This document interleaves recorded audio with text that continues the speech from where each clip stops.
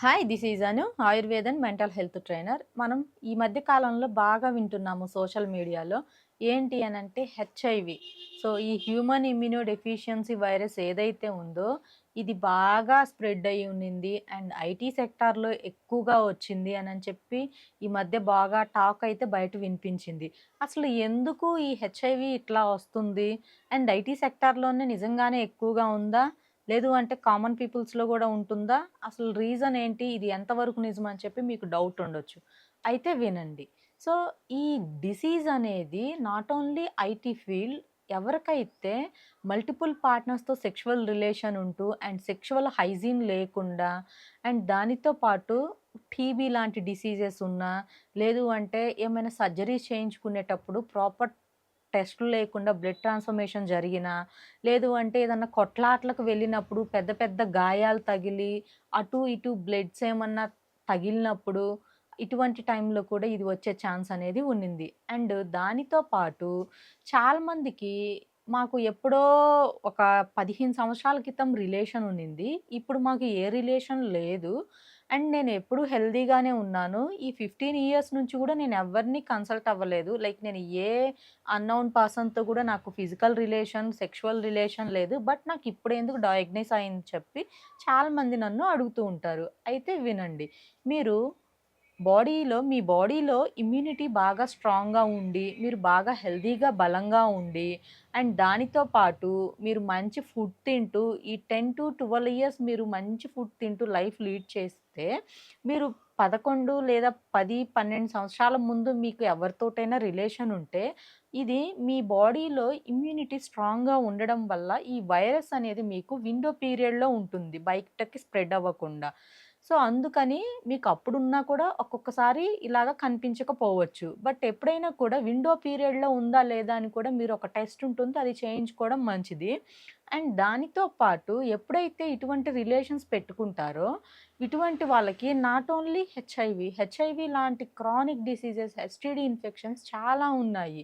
అయితే మనము ఎక్కువగా భయపడేది లైక్ సర్జరీస్‌కి వెళ్ళినా, ప్రాపర్ ట్రీట్మెంట్స్‌కి వెళ్ళినా, లేదంటే ప్రెగ్నెంట్ ప్లాన్‌కి వెళ్ళినా కూడా చాలామంది డాక్టర్స్ అడిగేది ఏంటి అంటే హెచ్‌బీఎస్ఏజీ అండ్ హెచ్ఐవి.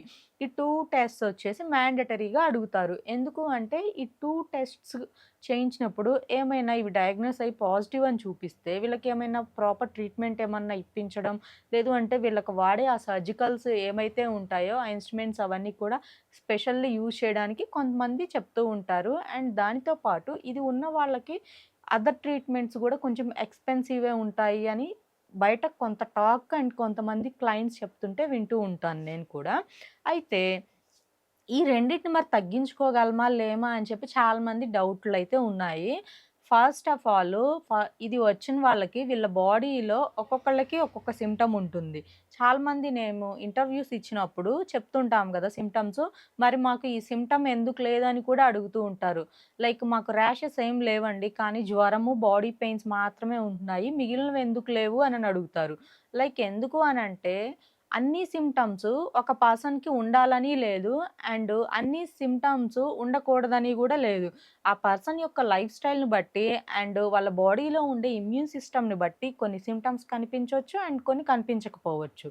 అండ్ చాలామంది ఏంటి అంటే కొంతమందికి బాగా వైరస్ పెరిగిపోయి ఉంటే ఎక్కువ కాంప్లికేషన్స్, ఎక్కువ సింప్టమ్స్ ఉంటాయి. అండ్ ఎక్కువ స్కిన్ ర్యాషెస్ కూడా బాగా ఉంటాయి.